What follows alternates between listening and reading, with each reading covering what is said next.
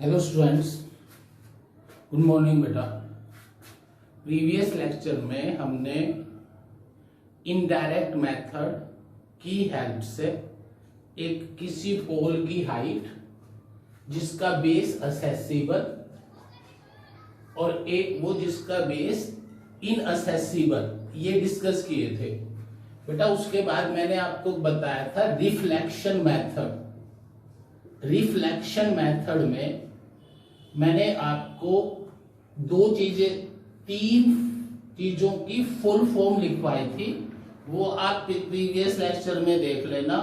सोनार, radar, laser, major. अब इस reflection method में बुक वाले ने बहुत सारे अलग अलग मिलाए हुए हैं बेटा। उससे पहले इस मेथड को एक बुक वाले ने इको मेथड भी बोला है। एक बुक वाले ने इसको इको मेथड, मतलब पहले आप ये देखोगे भाई इको मेथड और रिफ्लेक्शन मेथड एक ही चीज है। उससे पहले मैं आपको एक अलग से आपको नोट करनी है एक चीज, that is persistence of hearing. Persistence of hearing ये आपको याद करना है 1/10 सेकेंड। इसका मीनिंग ये है कि हमारे कान उस साउंड को डिस्टिंग्विश नहीं कर पाएंगे जो साउंड हमारे कानों तक 1/10 सेकेंड से पहले पहुंचे। एक बार और सुनो, जो साउंड हमारे कानों तक 1/10 सेकेंड से पहले आती है उसको हमारे कान डिस्टिंग्विश नहीं कर पाते। पर जो साउंड 1/10 सेकेंड के बाद 1/10 सेकेंड से बड़ा कौन है, 1/9, 1/8, इससे छोटा कौन है, 1/11, 1/12, ये सारे छोटे हैं। इसका मतलब जो साउंड हमारे कानों तक 1/10 सेकेंड से पहले पहुंच जाएगी उसकी हमें गूंज सुनाई नहीं देगी। जैसे अब मैं बोल रहा हूं तो आपके कानों तक बहुत सारी साउंड्स जा रही है, रिफ्लेक्ट होके फर्श से, दीवार से, छत से रिफ्लेक्ट होके साउंड जा रही है। पर उन दो साउंडों के बीच का टाइम गैप 1/10 सेकेंड से कम है, कम 1/11 या 1/11 से और कम। अब इसलिए हमें जब भी गूंज सुनाई देगी, जब हमें इको सुनाई देगी, इसका मतलब उस साउंड को हमारे कानों तक आने में 1/10 सेकेंड से ज्यादा टाइम लगा। तो बेटा ये कंडीशंस है इको सुनने की। एक तो परसिस्टेंस ऑफ हियरिंग, एक velocity of sound, velocity of sound in air that is 332 metre per second. So distance traveled by sound, distance traveled by sound in 1/10 second will be equal to 330.2 meter। means obstacle must be at a distance from obstacle must be at a distance 332.2 16.6 meter from the source of sound। बेटा इस बात को आप 8th class में कर चुके हो। जैसे कोई ऑब्जर्वर ने यहां से आवाज प्रोड्यूस्ड की, वो साउंड ऐसे ऑब्स्टकल तक गई जो 16.6 मीटर डिस्टेंस पे है, तो ये साउंड जाके यहां से टकरा के वापिस आने तक 33.2 मीटर का डिस्टेंस ट्रेवल कर लेगी, तो हमें गूंज सुनाई देगी। मतलब किसी भी हॉल में, किसी ऑडिटोरियम में अगर दीवारें अच्छी तरह ऐसी ना हो कि भाई ये छोड़ो, ये तो बहुत ज्यादा आगे की बात चली जाएगी, सिर्फ आपको ये बात करनी है कि अगर कोई ऑब्स्टकल किसी साउंड के सोर्स से 16.6 मीटर दूर होगा, तो वहां से साउंड रिफ्लेक्ट होके आने में 1/10 सेकेंड से ज्यादा टाइम लग जाएगा, और इस आदमी को अपनी ही बनाई हुई आवाज की इको गूंज सुनाई देगी। ये इको भी रिफ्लेक्शन टाइप ही हुई ना, जब रिफ्लेक्ट होके आई तो। इसलिए कुछ बॉक्स इस चीज को रिफ्लेक्शन मेथड और इको मेथड दोनों बोल देते हैं। आपको बस ये नोट करना है कि ये रिफ्लेक्शन और इको मेथड लिख के उसके बाद लिखो कि echo method is the phenomena, echo method is the phenomena of repetition, phenomena of repetition, बेटा phenomena of repetition of sound, phenomena of repetition of sound after reflecting from a obstacle. This is the ecosystem reflecting from a sound from a obstacle. This is the repetition, वो eco method। Similarly reflection भी वही है। Similarly any electromagnetic wave, any electromagnetic wave, जैसे light wave, sound wave electromagnetic wave नहीं है, light, x ray, ये मैं सारी टेबल बनाऊंगा। Electromagnetic wave also get reflected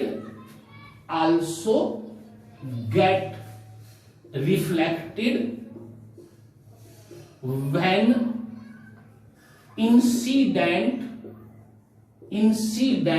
on an obstacle, when incident on an obstacle, ये भी रिफ्लेक्ट होती हैं। And on this reflection phenomena, we have a number of methods to detect, to measure the distance with the help of indirect method। बेटा इसके बाद मैं इनकी naming करूंगा। जो सारे के सारे मेथड इस रिफ्लेक्शन मेथड और इको मेथड पे बेस्ड हैं, उसमें फर्स्ट नेमिंग करनी है आपको रडार मेथड। रडार मेथड, इस रडार की फुल फॉर्म मैंने आपको पिछले प्रीवियस लेक्चर में बता दी थी। रेडियो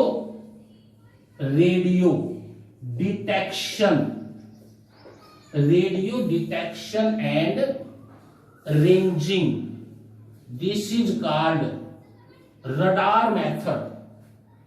इस रडार मेथड में हम क्या करेंगे, रेडियो बीम या रेडियो वेव इज बीम्ड, भेज दी, towards a object from a powerful transmitter. हमने एक जगह खड़े होके जैसे हम यहां पे हैं, यहां पे हमने एक ट्रांसमीटर ले लिया और इस ट्रांसमीटर से एक इलेक्ट्रोमैग्नेटिक वेव, क्योंकि रेडियो वेव भी इलेक्ट्रोमैग्नेटिक वेव है, वो हमने भेज दी towards a object, beam towards a object. ये बीम यहां से टकरा के रिफ्लेक्ट होके वापिस आई, then receive the beam after reflection from a object, receive the beam after reflection from a obstacle या from a object whose distance from a object whose distance is to be measured, उस तक भेज दी जिसका हमें distance मापना है। Now note the time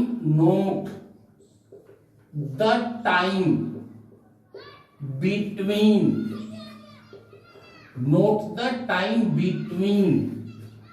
transmitting and receiving the wave, transmitting and receiving the radio wave, या कुछ बुक्स लिख देती हैं रिसीविंग द सिग्नल। बेटा ये सिग्नल ही है ना जो हमने भेजा, रिसीविंग द सिग्नल। उसका टाइम नोट कर लिया, note the time gap, then distance of the object, किसके बराबर लिखूं? दो मेथड है तो बेकार, सिंपल से c into t by two, where c 3 into 10 की power 8 metre per second is the velocity of all electromagnetic wave. इसमें चाहे आप इंफ्रारेड भेजो, चाहे एक्सरे भेजो, चाहे रेडियो वेव भेजो, सबकी स्पीड यही है। अब आप इस मेथड को समझो, हमने यहां से वेव ट्रांसमिट की, हमें इस ऑब्जेक्ट का डिस्टेंस मापना है। वेव इस ऑब्जेक्ट पे टकरा के रिफ्लेक्ट होके वापस आ गई, वेव इस ऑब्जेक्ट पे टकराई, उससे रिफ्लेक्ट होके वापस आई।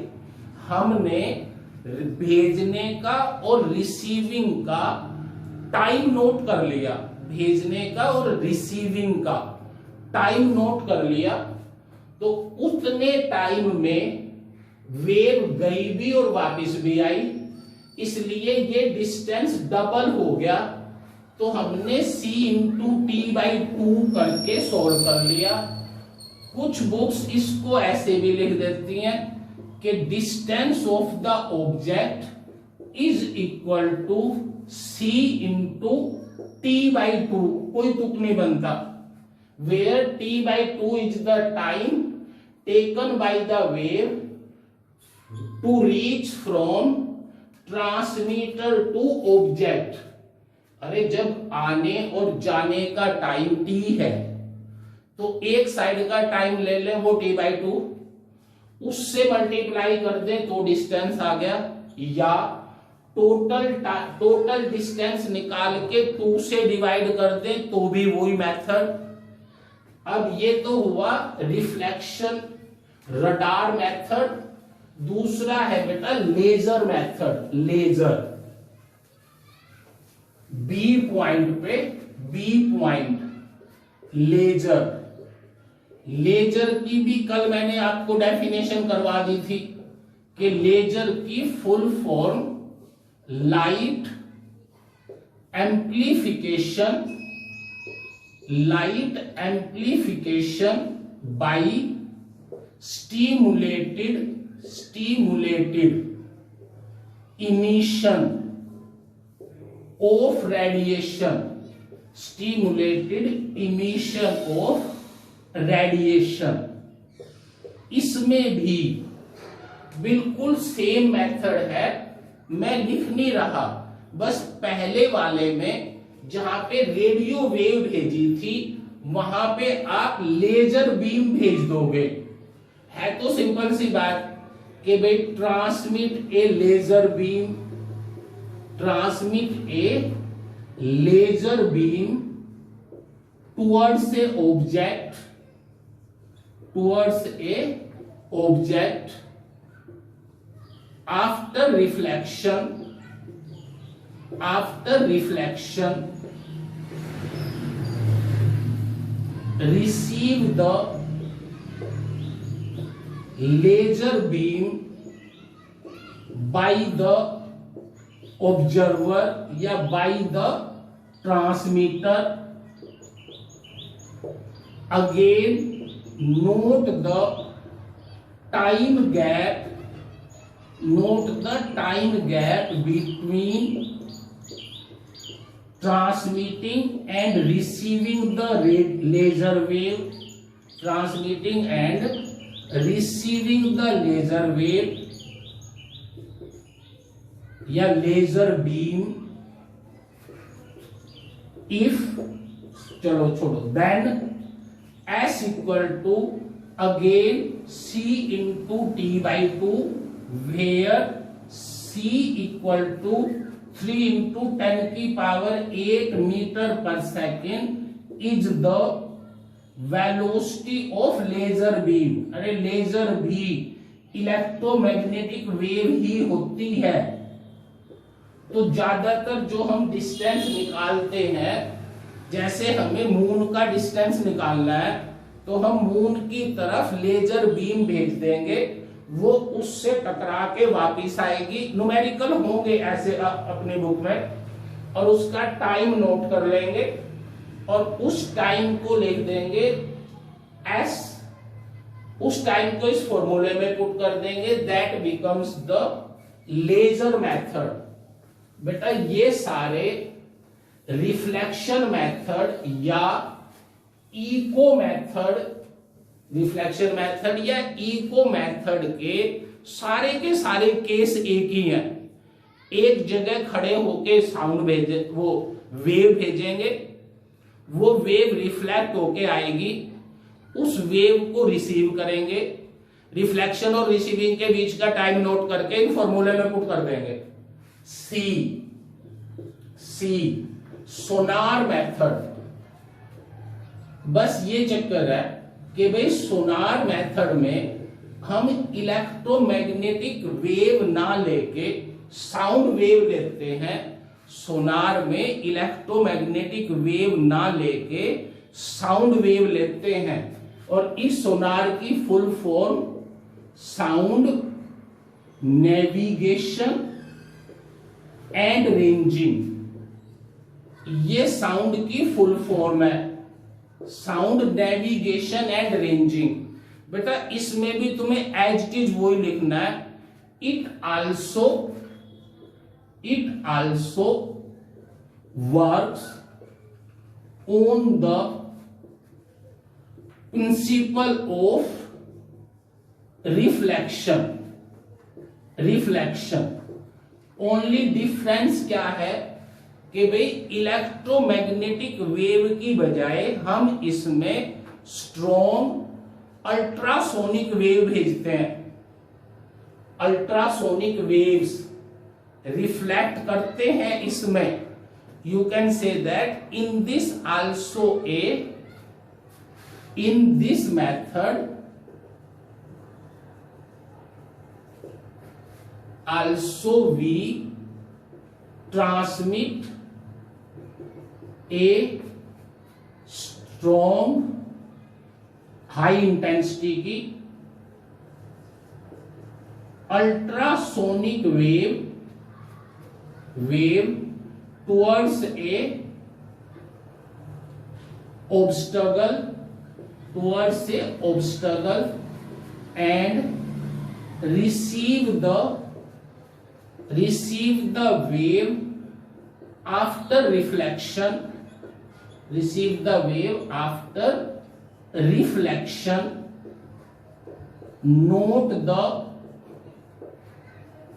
time gap. Same way, note the time gap between transmitting and receiving.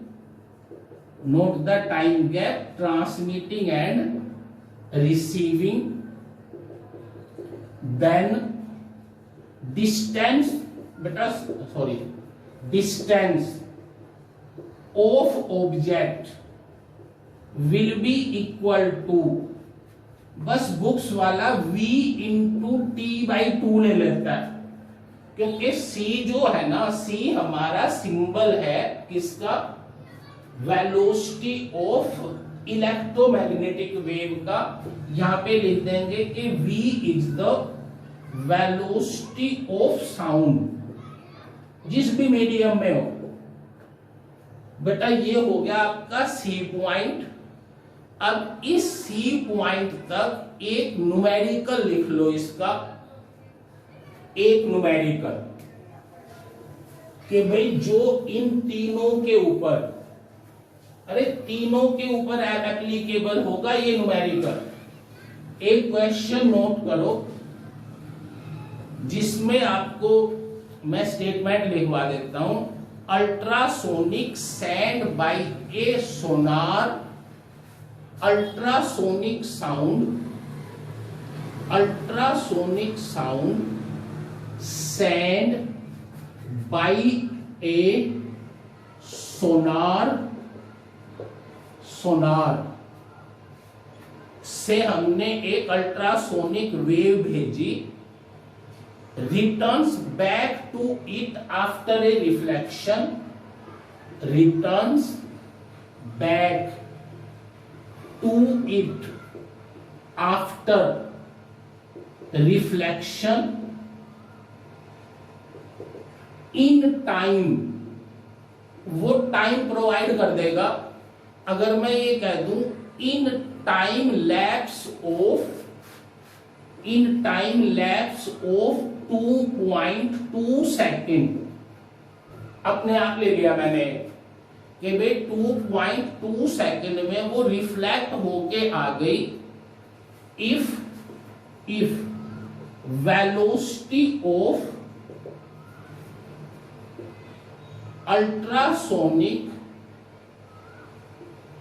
Ultrasonic sound in, ये किसमें भेजी हमने, तालाब में, under a water.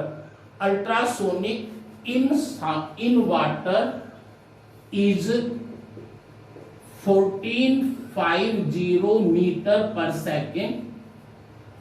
Then find depth of the lake.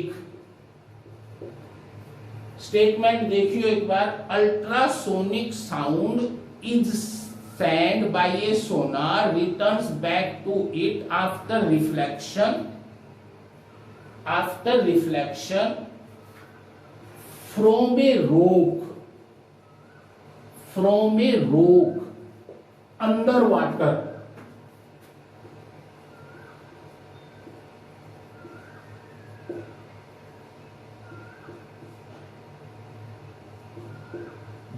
Time lap of 2.2 second. बेटा सॉल्यूशन में अरे आ जाता है कई बार, भाई वेलोसिटी हमें पता है 14.5 metre per second, time gap पता है 2.2 second, then depth of the lake, depth of lake क्या कर दें 1452/2। अरे बेटा क्योंकि जाने और आने में दोनों में लगाना 2.2 का, तो ये हो गया 14.5 इंटू 1.1। इसकी 11 के साथ मल्टीप्लीकेशन कर दो,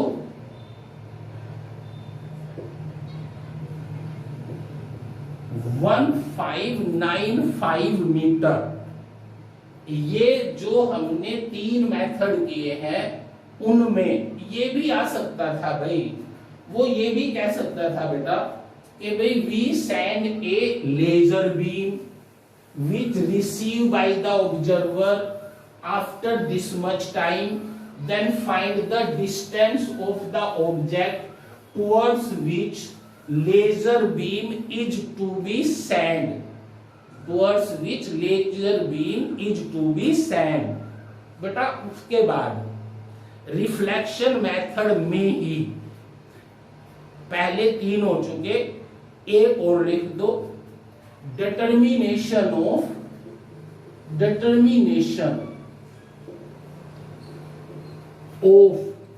thickness of a metal sheet, thickness of a metal sheet. ये मैंने इसलिए लिख दिया कि इसका भी कई बार न्यूमेरिकल दे देता है वो, कि भाई जैसे बेटा इसमें थोड़ी सी बात सुनना यहां से, जैसे ये कोई मेटल की शीट है, हमें इसकी थिकनेस मापनी है इनडायरेक्ट मेथड से। तो देख मन में बच्चों के ये बात आती है कि इसमें तो जब हम यहां से साउंड प्रोड्यूस्ड करेंगे तो वो इस साइड में इधर निकल जाएगी, ठीक है, कुछ इंटेंसिटी निकल जाएगी, पर कुछ इंटेंसिटी रिफ्लेक्ट भी होगी। मतलब reflection always takes place whenever there is a change in medium। Reflection also takes place whenever there is a change in medium।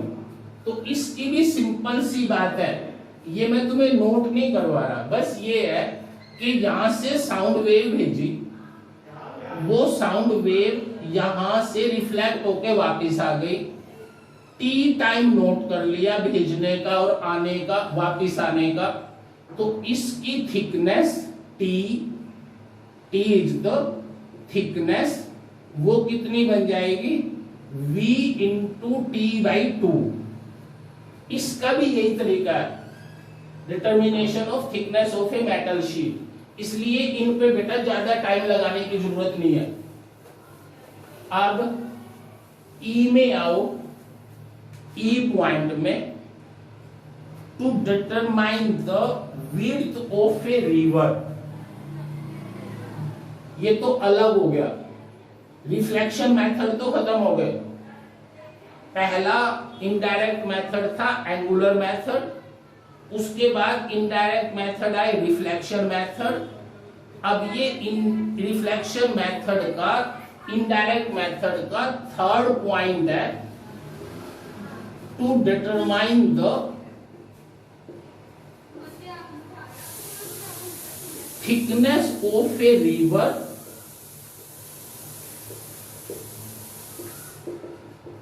with the help of triangular method। बेटा एक book में ये लिखा हुआ था कि कोई ऐसा मेथड बताओ जिसमें इस रिवर की थिकनेस माप सके बिना कहीं दूसरी साइड जाए हुए। ये रिवर है, हम इस साइड में खड़े हैं, हमने इसकी थिकनेस मापनी है with the help of indirect method. एक बुक में था बेटा, इसलिए मैं आपको करवा रहा हूं। इसमें लिखना है consider a reference point on other side of river, on other side of river, maybe tree, maybe stone, कुछ भी। मान लिया हम इस साइड में है, हमें उस साइड में यहां पे एक पत्थर पड़ा हुआ नजर आ गया, तो हमने ये एक रेफरेंस पॉइंट ले लिया, reference point. Then fix 2 point C and D, take the 2 point C and D on our side, जिस साइड पे हम हैं, हमने ये 2 पॉइंट यहां पे 2 स्टोन रख दिए C और D, और एक स्टोन जबरदस्ती अपने आप करना ये काम इसकी लाइन में यहां रख दिया ई पॉइंट पे। बस एक बार और सोचो, बहुत अच्छा टॉपिक है कि हमें एक रिवर की थिकनेस निकालनी है इनडायरेक्ट मेथड से। हम दूसरी साइड में नहीं जा पा रहे, तैर नहीं पा रहे, इसलिए हमने दूसरी साइड में जो हमें एक पत्थर, एक स्टोन नजर आया, उसकी लाइन में हमने यहां पे एक ऑब्जेक्ट रख दिया, एक ऑब्जेक्ट और इसी बैंक के ऊपर रख दिया, एक ई पॉइंट सेलेक्ट कर लिया on this line, then complete this diagram. देख ये तो रफ काम है जो हम पेपर पे करेंगे। हमने यहां से इसके ऊपर परपेंडिकुलर डाल दिया। अब हमने कहा कि भाई in triangle ACD and E गलत ले लिया, चलो कि भाई वहां भी ले लिया, कुछ नहीं फर्क पड़ना, हम चेंज ही नहीं कर रहे। EBD, ये 2 ट्रायंगल है, इन दोनों ट्रायंगल में ये एंगल सेम है, वर्टिकली अपोजिट, ये दोनों एंगल 90 है, तो तीसरा एंगल भी सेम होगा भाई। इसको angle EDB equal to angle ADC and angle B equal to angle C equal to 90।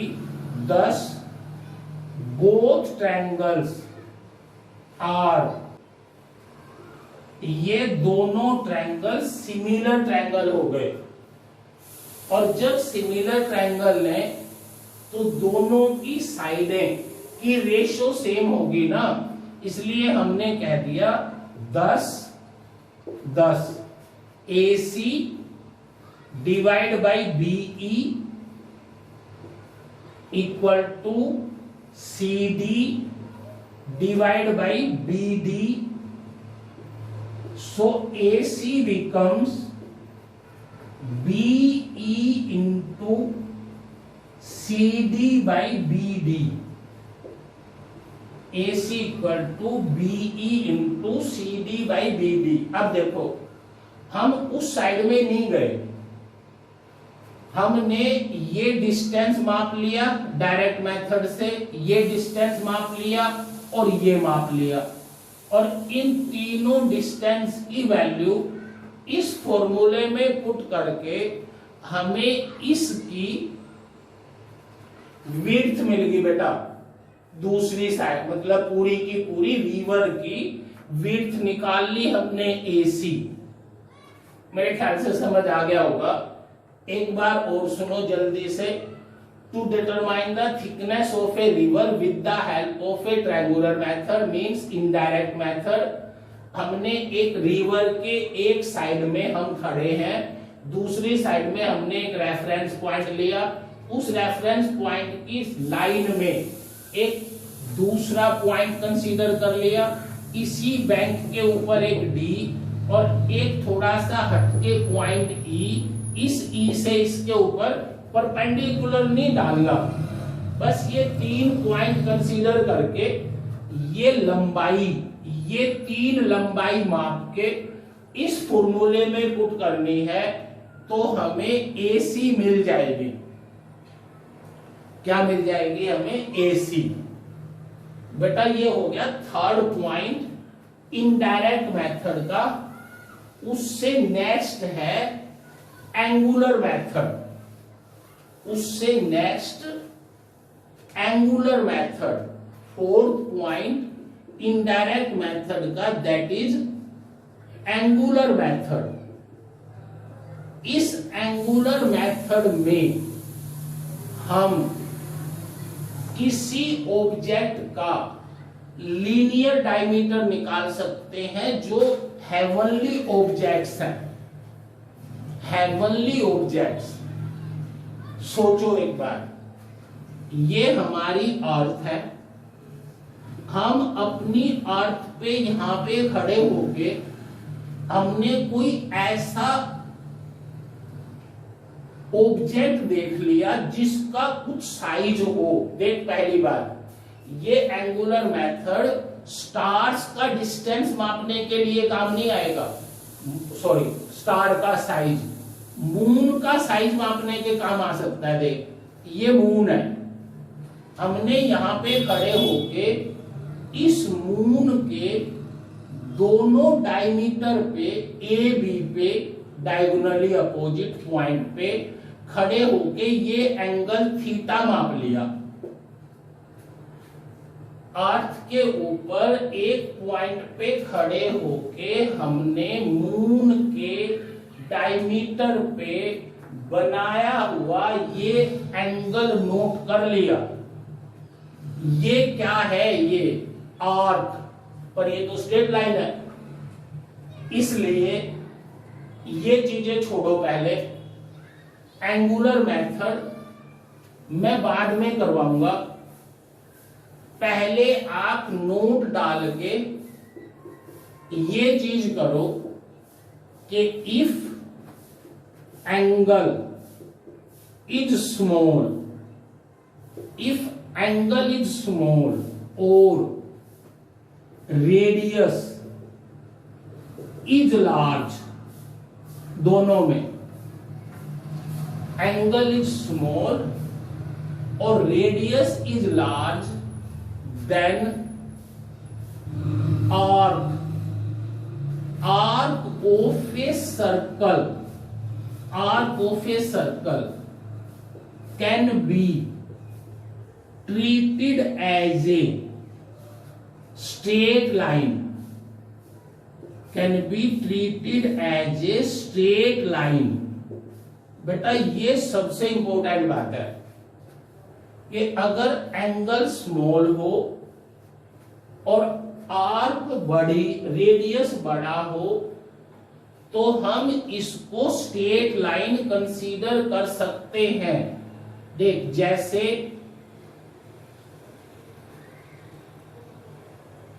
ये कोई सर्कल है, देख ये सर्कल है, ये सर्कल का सेंटर है। अगर एंगल स्मॉल ले लें, एंगल स्मॉल ले लें, तो ये आर्क स्ट्रेट लाइन हो गई ना। एक बार और ट्राई करो, देखो ये सर्कल है बेटा, इस सर्कल, ये सर्कल सर्कलर में है, आर्क है ये इसका सेंटर है।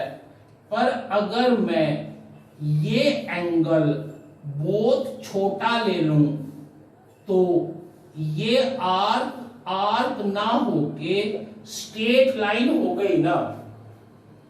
दूसरी बात ये ही तब हो जाएगी कि अगर रेडियस बहुत बड़ा हो, रेडियस बहुत बड़ा हो, तो भी ये आर्क ना रह के स्ट्रेट लाइन रह जाएगी। ये दो बातें आपको दिमाग में रखनी है। भाई आर्क तो घूमनी चाहिए, आर्क तो घुमावदार होनी चाहिए, पर उस आर्क को हम स्ट्रेट लाइन कंसीडर कर सकते हैं अगर हमारा एंगल छोटा हो या रेडियस बहुत बड़ा हो। एक बात तो ये। अच्छा, इसका दूसरा एग्जांपल देखो। आप कोई छोटी बॉल ले लो, छोटी बॉल, उस पे एक सिक्का रख दो, क्वान लेके उस छोटी बॉल पे सिक्का रखो तो क्वान का कुछ हिस्सा बाहर निकला मिलेगा। पर अगर हमारी बॉल बड़ी हो उस पे हम क्वान रख दें तो वो पूरे का पूरा उस बॉल पे आ जाएगा। बड़ी बॉल पे क्वान पूरे का पूरा रखा जाएगा। रीजन क्या हुआ कि बड़ी बॉल का रेडियस ज्यादा है और इस क्वान में जो एंगल बना वो छोटा है, इसलिए ये क्वान के डिस्टेंस तक की जो लंबाई है that may be treated as a straight line. बेटा दूसरी बात, आप फिजिक्स में ये बात बार बार यूज करोगे कि if theta is small means if angle is small. देख, मैं आपको पूरी तरह बता रहा हूं, ये बार बार अलग अलग टॉपिक में कोई बुक वाला कुछ ले लेता है, कोई कुछ। इसको बिल्कुल क्लियर कर लेना कि अगर थीटा छोटा हो then sine theta equal to sine theta nearly theta cos theta equal to 1 tan theta equal to theta. ये तीन बातें फिजिक्स में फ्रीक्वेंटली यूज होती हैं कि if theta is small then sine theta equal to theta, cos theta equal to 1, tan theta equal to theta. अब इस बात को समझो एक बार। देख, ये इसका रेडियस है, ये भी इसका रेडियस है, ये इसकी आर्क है, आर्क। अब जब हम ट्रिग्नोमेट्री लेते हैं तो ये तो बेटा नॉर्मल हुआ, परपेंडिकुलर, ये बेस, ये हाइपोटेन्यूज, ये थीटा। हमेशा हाइपोटेन्यूज बेस से बड़ा होता है। तो अगर मैं यहां पे साइन थीटा लिखूं, साइन थीटा, तो आप कहेंगे b/h sign theta equal to b/h। पर यहां देखो, अगर मैं ये थीटा लूं और इस पे साइन थीटा लगाऊं तो दिस, ये भी तो स्ट्रेट लाइन ही है ना, दिस l/r, इसमें sign theta equal to l/r, ये l r हाइपोटेन्यूज। अब आप ये कहेंगे ये हाइपोटेन्यूज बड़ा होना चाहिए, ये बेस छोटा होना चाहिए। बेटा वो कंडीशन खत्म हो गई इस वजह से कि थीटा स्मॉल है। अगर थीटा स्मॉल है तो यहां भी ये दोनों के दोनों नियरली इक्वल हो जाएंगे। इसलिए यहां देखो, जब मैं साइन थीटा लिखूंगा दिस l/r, और ये l/r तो थीटा ही है ना, l/r तो थीटा का फॉर्मूला है भाई। इसलिए वैसे नहीं होता भाई, special case. If theta is small then sine theta can be treated as theta. Again cos theta, यहीं पे आओ, कोस थीटा किसके बराबर होगा, कोस थीटा बी, अरे cos theta equal to this hypotenuse, ये नॉर्मल है, एच है, ये हाइपोटेन्यूज, ये परपेंडिकुलर, ये बेस। अब कोस थीटा क्या लिखूं, b/h, बेस बाई हाइपोटेन्यूज, यहां पे कोस थीटा क्या लिखूं, cos theta this r by R equal to 1। एक बार और सुनो, कुछ भी नहीं है, पहले में हमने साइन थीटा क्या लिया था, perpendicular p by hypotenuse h। ये बात यहां पे लगाई, परपेंडिकुलर की जगह l, हाइपोटेन्यूज की जगह r, इसलिए sine theta if theta is small. फिर हमने कोस थीटा लिया, कोस थीटा किसके बराबर आया, b बाई एच के, cos theta equal to b by H. ये ही बात हम यहां पे लगाएं तो cos theta equal to r by R that is 1, इसलिए मैंने यहां लिख दिया साइन थीटा कोस थीटा 1। अब इसमें हम टेंजेंट थीटा लिखें, टेंजेंट थीटा तो p बाई बी ना बेटा, p by B tan theta. यहां पे आए टेन थीटा के लिए तो दिस l बाई आर, ये again theta, 10 sine theta equal to theta, cos theta equal to 1, tan theta equal to theta. ये मैंने आपको नोट में करवाया है बेटा, आपकी मजबूरी है इन चीजों को क्रैम करना, क्योंकि फिजिक्स और केमिस्ट्री में ये बातें आगे मैथ में भी, अगर कहीं पे थीटा छोटा होगा तो आप साइन थीटा को थीटा लोगे, टेन थीटा को थीटा लोगे और कोस थीटा को 1 लोगे। और इसका यूज कहां होगा, ये बस कल ये इनडायरेक्ट मेथड के एक टॉपिक और कल करेंगे, ये एंगुलर मेथड भी और पैरेलैक्स मेथड भी। बेटा रिवीजन करो इस सारी बात का। थैंक्स।